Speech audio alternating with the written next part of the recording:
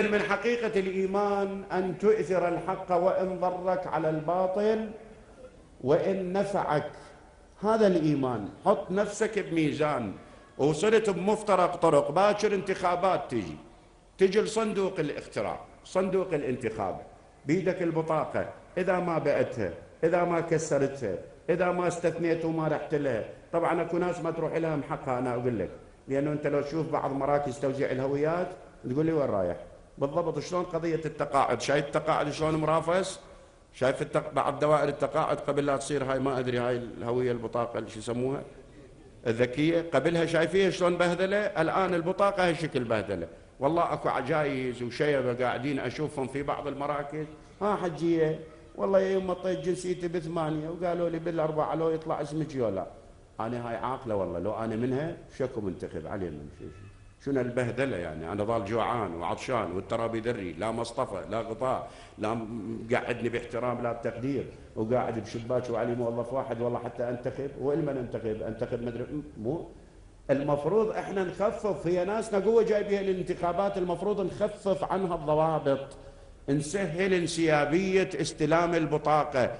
لازم انا حتى اجيبه شويه وياي اخلي. روح شوف البطاقات هسه، اكو بعض مراكز تستلمون انتم مراكزكم الان جاي تتابعون البطاقه شلون انسيابيتها زينه ان شاء الله. والله اكو مراكز اشتكوا ورحت شفتهم بشكل عفوي على رسلي، شفت الناس والله حقها يعني، جريت اذن لها والله واقف وينتظر للساعه 2 لهذا. المهم، فمن تجي الى صندوق الاقتراع الامام الصادق ذكره خليه قدام عينك، انت جعفري لو مو جعفري، غير تثبت انتمائك. يقول لك من حقيقة الإيمان أن تؤثر الحق وإن ضرك على الباطل وإن نفعك. يعني أنت الآن أنا جعفر أجل صندوق الاقتراع، هذا مرشح ابن عمي قريب مني، زوج أختي، أو أنا أختي أخت زوجتي، مو إيشي أكو علاقات بهالشكل بهالثخن تصير، بس أنا أعرفه مو أمين على المال العام، أعرفه مرتشي، أعرفه يتأثر بالعوامل الأخرى، ما يخدم الصالح العام. هذا نموذج. النموذج الآخر اللي قبالي هذا واحد ما أعرفه ولا شايفه ولا يسلم علي بالطريق، ومن أقعد بفاتحة ما يقول لي الله بالخير، بس ما يبوق. المن تنتخب؟ نالي ثبت روحه شيء. هذا امتحان، هذا الابتلاء اللي ترى ابتلاء، ترى اخواني مو عبالكم الانتخاب بلاش، الانتخاب ابتلاء. ونبلوكم بالشر والخير، هي مو خير، مو ديمقراطية، مو واحد يمتلك حريته ويجي يصوت ويدلب صوته، بس والله امتحان. الله يبتليك المن تصوت، المن تعطي صوتك. خلينا نشوف ابتلاءاتنا وين تنجح. لا شيء، احنا هسه صارت ترى ترشيحاتنا الان كلها على لو على مستوى عشائري لو حزبي، مو لو على مستوى عشائري وعشيرته لازمته، لو على مستوى حزبي وحزبه مكمش به، والا مال وطنيه وانسان هذا نظيف وخوش ادمي. انا اليوم يحكي لي واحد، نسولف بحديث بمعرض، شخصيه معروفه تعرفوها من اهل السماء وراقي جدا، ويقول لي فرد يوم من الايام رحنا للعقار للطابو نداور لنا قطعه ارض عقار، نداوره العقار بايعينه ب 125 مثلا رقم، طالعين اكو طريقه عند الناس يكتبوه بالاقل، مو صحيح ولا؟ حتى ليش؟ خوفا من الضرائب يكتبوه بالاقل.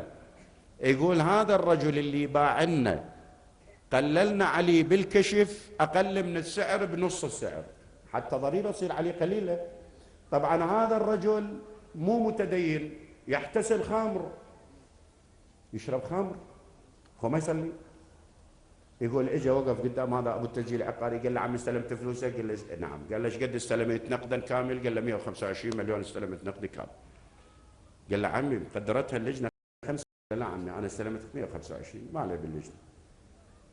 قال له ابويا انت خل افتهم، انا هم ادري. الموظف يقول له احنا ندري بس هذا على مود الضرائب. قال له عمي سجل 125، ما مستعد اكذب. العراقيين 30 مليون يهلشون وراي باكر على دينارين 3. صدقني انا من الناس جعفر لو هذا يرشح انتخبه، يعني انا شو اسوي فيه؟ اريد امام مسجد؟ مو أنا مرشحة صلاة جماعة يصلي، لو مرشحة مسؤول محافظ، لو وزير مالية، لو وزير دفاع، لو داخلية، مو شي ولا أنا شو أسوي بيه؟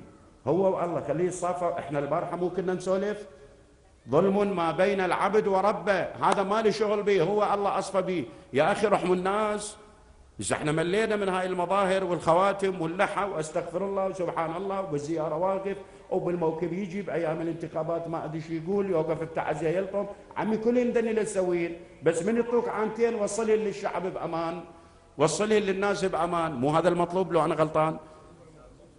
المفروض هذا انتخاباتنا تصير على هالاساس، نجيب الناس الشرفاء الابرار، مو لازم متدين يصلي ويصوم ويصلي صلاه الليل، لا، الصلاه هو وربه.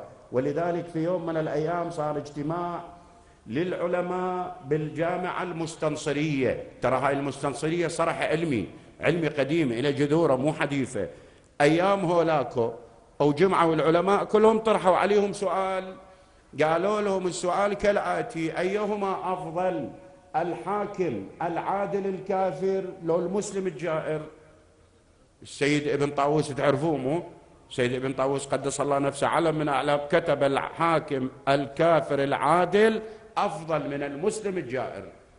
يعني افتهمنا مسلم وهو مبايق النفط وبايق البترول بايق الرواتب، ماخذ المال العام، يمتهن الناس، يبتذل، إذا صار مدير أمن مدير شرطة ما يرحم، إذا صار قائد مثل الضرورة حاط له قرآن جواباته والمقابر الجماعية تالفة العراق تارسته.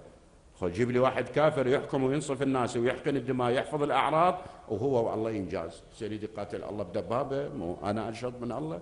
وشايف المقاييس شلون؟ فالشاهد حديثي، احنا قد طلعنا شوية بعيد. القرآن الكريم من يقول وقفوهم إنهم مسؤولون، أكو بعضهم يقول يسألون عن البدع التي ابتدعوها. المفروض الدين هو الدين. الآن شنو صارت عندنا؟ صارت عندنا ظاهرة